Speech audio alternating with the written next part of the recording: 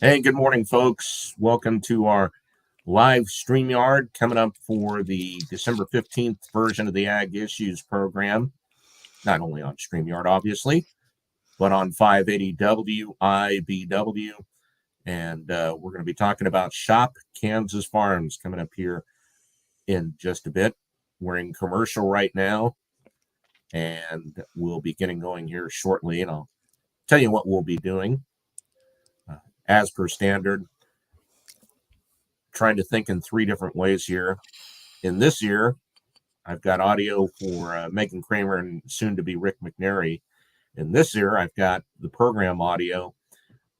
So I will try not to confuse myself, let alone trying to confuse Meagan and Rick as well.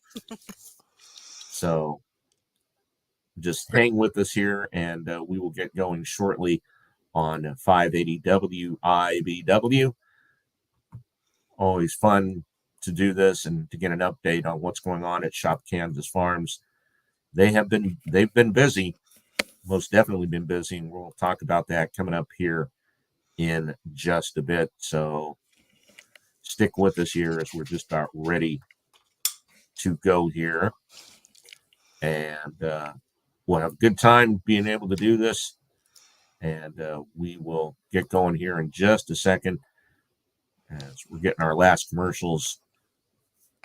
As a matter of fact, stand by. We're going to go live here in just a second.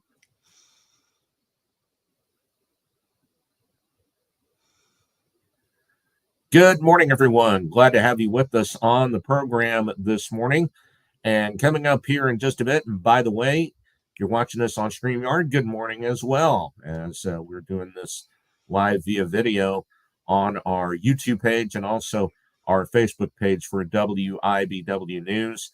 We're getting an update on Shop Kansas Farms, and we're going to do that here in just a bit with Meagan Cramer, Director of Communications with Kansas Farm Bureau, but she has been one of the longtime administrators of Shop Kansas Farms, which is now run by Kansas Farm Bureau, but also will be joined here in just a bit by the founder of Shop Kansas Farms, Rick McNary, as he joins us on the Ag Issues program this morning here on 580 WIBW.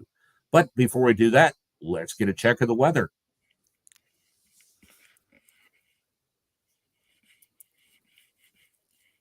Okay, and those of you who are on StreamYard, we are just getting an update on the weather forecast live on air. And I see Rick has moved to another room, as a matter of fact. Crazy. Don't you love when the Wi-Fi works in only certain places? So Yeah. Drives you nuts. Yeah. This is like me. We figured out my dining room table is the best place for our Wi-Fi to work. So why? Who knows? But Exactly.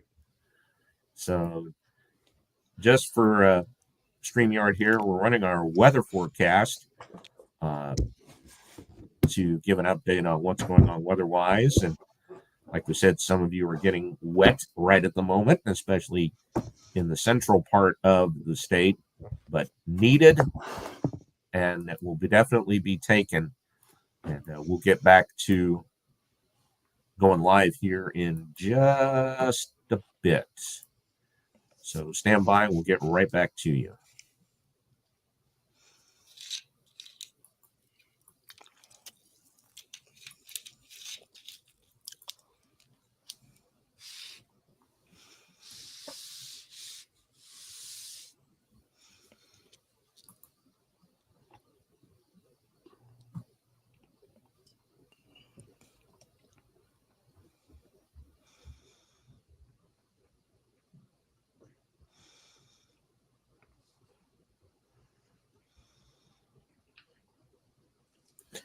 And for those of you in the capital city, not quite seeing moisture yet. But some of you in Shawnee County are starting to see some of that moisture as some of that lead area of the light rain showers heading into western parts of Shawnee County. Some of you in the Topeka capital city may be seeing some here very, very, very soon. Right now in the capital city, though, we have a mostly clear sky, 45 degrees at Blair Airport and 45 degrees this morning at Forbes Field. On this morning's Ag Issues program, a pleasure to bring on to the program to get an update on Shop Kansas Farms. We're joined on the program by Meagan Cramer, Director of Communications with the Kansas Farm Bureau, who now runs Shop Kansas Farms, but has been a longtime administrator of Shop Kansas Farms as well. Meagan, good morning. Good morning, Greg. And also joining us on the program, Rick McNary, who is the founder of Shop Kansas Farms, as he joins us on the program this morning as well. Rick, good morning to you. Good morning, Greg. Thanks for having us. I appreciate you both coming on to the program. I had mentioned earlier, first thing I want to ask, you're hearing rain out in the central parts of the state. That is good news for everybody out there. Mm-hmm. Yeah, I heard it during the night, and I thought, what is that? It took me a minute to figure out what I was hearing, and then is that really what I heard? Yeah, nice. Absolutely. Meagan, let's start with you. 2023 for Shop Kansas Farms. Busy, but it sounds like, and it looks like it's been very fruitful as well. Yeah, I would say it's busy, but also it felt a little slow from our end, I think. Like we wanted big things to happen. Rick was definitely putting in the work, and I was there to support him. And then kind of at the end of the year is when things, really took off. And so we have some exciting things that are going to happen in 2024. And I think things are just going to get better and better as we move forward. So kudos to Rick for, always putting in the work on Shop Kansas Farms, seeing that wider view of what things could be and what things could look like. Yeah, because none of this would happen without Rick, that's for sure. Yeah, most definitely. And Rick, gosh, I think it was May or June of 2020 when I first talked to you about everything that was going on with it. And did you ever imagine to see the growth from what you had with the Facebook page to now where we stand here as we just about ready to wrap up 2023? No. I had no idea it would turn into something like this, but it's sure been fun to see it flourish and develop, and learning from farmers that if you plant seeds, you'll get a harvest. And we feel like it's a time we're really harvesting things now. And without Meagan, none of this happens either. Just so you know, it's a team. Yeah, definitely. This time of year, it's Christmas. Everyone looking for holiday gifts. How are you handling that? By the way, you can go to shopkansasfarms.com to get more information. But how are you handling it, and how are those who are involved in Shop Kansas Farms handling, chances for to sell the products as Christmas gifts for the many vendors that you have? Rick, you want to answer this? Because you created a post to really help our folks out on the Facebook group to do that. Yeah. A number of our producers have gift baskets that they already put together, but we put a post out asking people to put their offerings up there. And so businesses did that, just started putting their things up there, and people responding. And so they can go to our Facebook page and look in the featured section and find that post that has a lot of those, or they can just search Christmas gifts in the Facebook group and find those who are offering those baskets like that. Isn't it amazing though, Meagan, just for the numbers that you see, but I'm sure the response that has been, once Rick, you posted that, once Rick posted that of what the vendors have been able to provide or to have out there for many, many, many people to see. Yeah, it is always fun to see that. I think you think, like after COVID, it would go away, but we see on our Facebook group that that's just not the case. Even at Kansas Farm Bureau's annual meeting, we had a Shop Kansas Farm vendor there, and our farm members were at their booth. Like really, they had the jalapeno jellies and jams and butter. And so I think everybody likes purchasing these things, even if you are a farmer. So I think that, like it doesn't matter where you are in the state or what you do. Like it's always neat to find these people that are doing these great things in Kansas, and supporting them so that we're, helping each other across the state. I think that's really cool. Megan, let's go back to late September. I think we had you guys on just before that, the Market of Farms event that took place down in Caldwell. Um, and I know it gives the opportunity for those in that area, and especially since that was an area you guys hadn't been around, to try the Market of Farms. But coming out of that, with the event and coming out of that, how do you feel that went? So actually, we postponed the Caldwell Market of Farms because we realized that just was not a great time of year for the folks down there. But the great news is we have rescheduled that. Remind me of the date, Rick. March the 9th. March 9th. The other exciting thing happening in Caldwell is we are going to be working with them to create a harvest hub. They're calling it the Border Queen Harvest Hub. So, similar to what Rick did in Rice County, they are going to build a regional food system. And so that Market of Farms will really be I'm seeing it as a celebration as we kick Mhm. this work off in that area. We'll get started with them in January. We have some funding from the Patterson Family Foundation to get started with them and build this out for 2 years. So that this is one of the really, really exciting things that we'll be working on in 2024. Harvard, and thank you for explaining the Border Queen. I was wondering what that was, or what the meaning was behind that Yeah. too.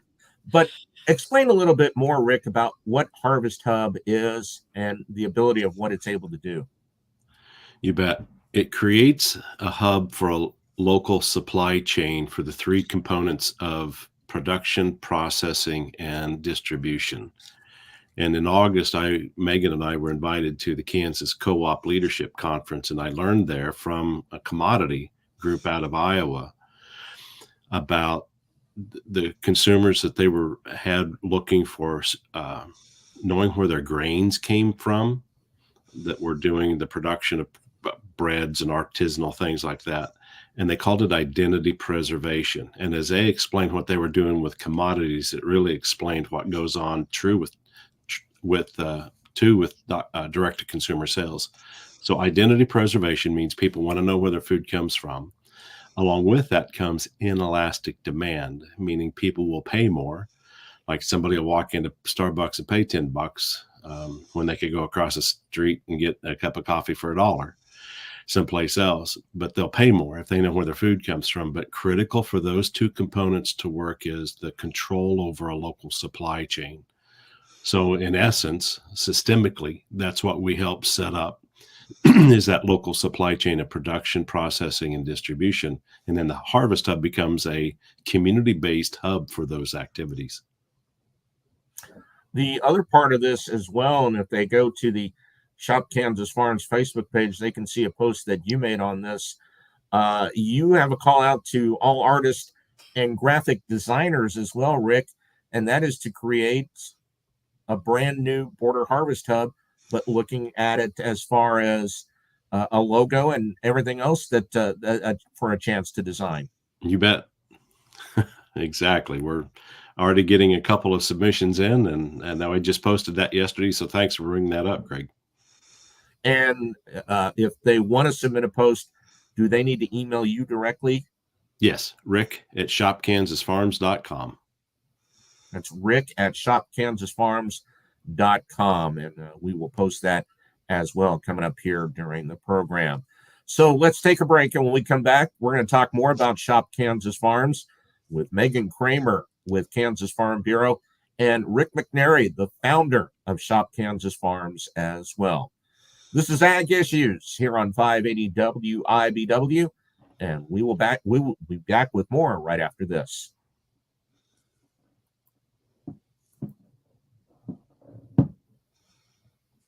Okay, folks on StreamYard, we are in a commercial break, and we will be back here in just a bit.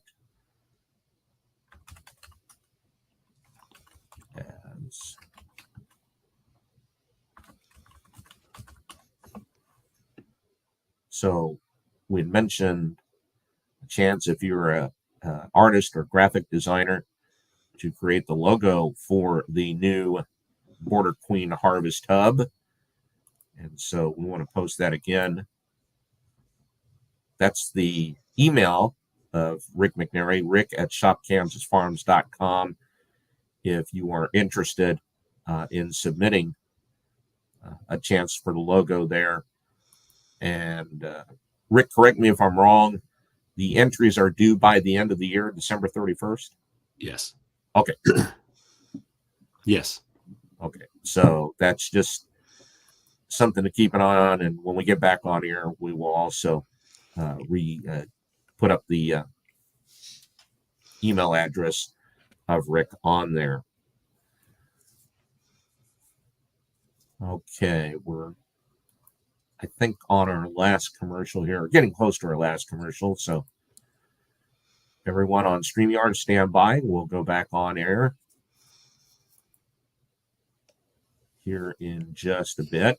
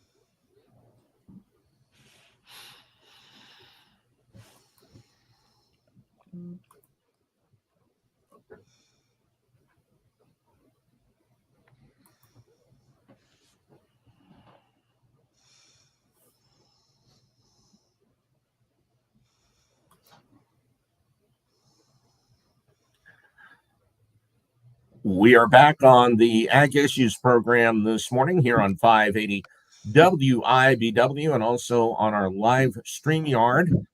And by the way, you can go to our YouTube page at WIBW News or our Facebook page as well at WIBW News. Getting an update from the folks at Shop Kansas Farms and, of course, Kansas Farm Bureau. Meagan Cramer, Director of Communications with Kansas Farm Bureau, is joining us, and the founder of Shop Kansas Farms, Rick McNary, is joining us. And Meagan, one of the things to talk about again is the shopkansasfarms.com website. But, you know, if you want to take a look at a specific area of the state, you've really made it pretty or very much user-friendly as far as they're looking for a particular county, particular region, particular city. You've given the folks who are searching the website a chance to do that if they have a specific area they want to look at. Yeah, absolutely. So again, this was something that was brought up when the Facebook group originally started. People were like, I don't know where these small towns are. You know, how do I know where Potwin, Kansas is or wherever?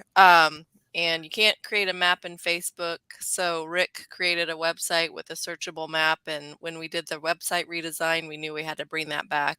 We have people adding listings every week, and people can list on there for free. So it doesn't cost anything to list, you know, what you're selling. So we always encourage, if people are looking in the Facebook group, we say, go look on the map because more than likely you'll find it, unless it's some off the wall kind of stuff, which we still get off the wall requests sometimes that we're like, wow, never thought that would come through the group. But yeah, it's a great way to use it. You can look you can do a search, like even if it's just some off the wall thing that we don't have a category for, put it in the search bar and see what you come up with. So we try to make it as user friendly as we can. Okay, we're not going to mention names, but you brought that up. What is the most off the wall request you've gotten? Oh, can you think of any, Rick, off the top of your head? Well, some things I don't even know what they are. I have to Google them.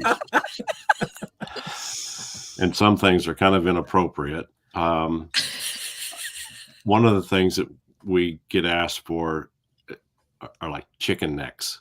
Yeah. Or chicken Okay. feet.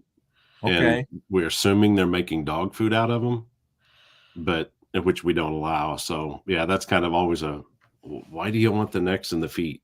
Sure. Absolutely. Yeah. Yeah, there's Absolutely. just you're kind of like, what? What are you wanting? So yeah, we get some weird ones in there.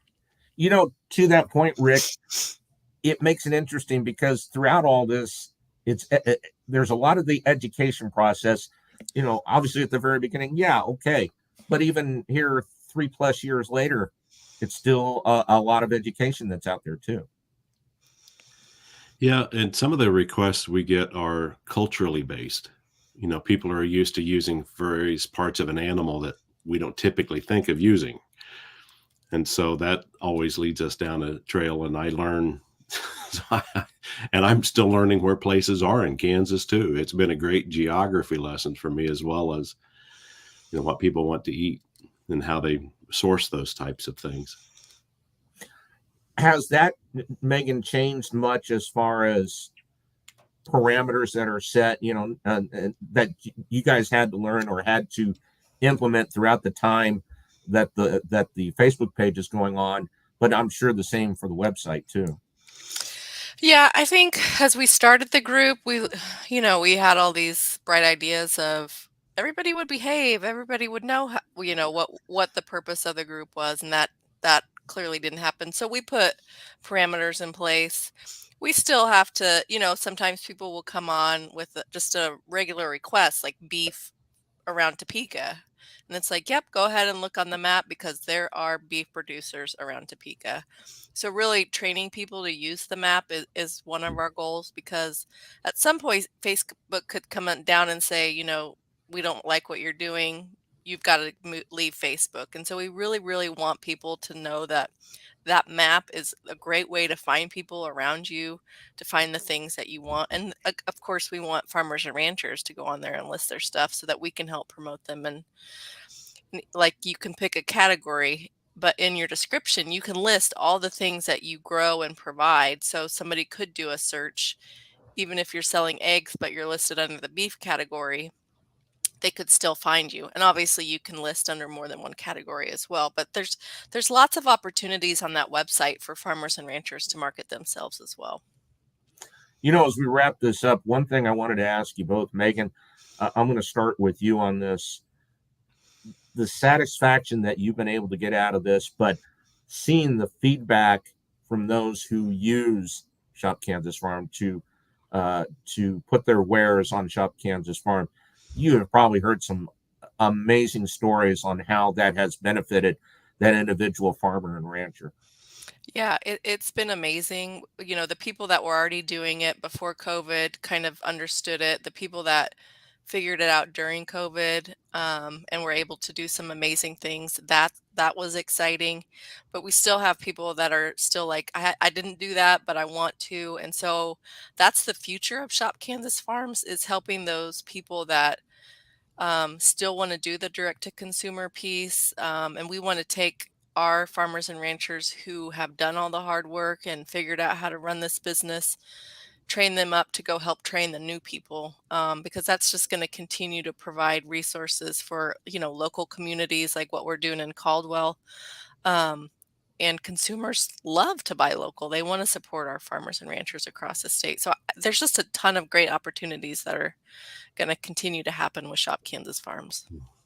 And Rick, if anything, the direct to consumer, it's not going away. The strength of how this has grown, the market hubs that you are developing or want to develop in other areas as well.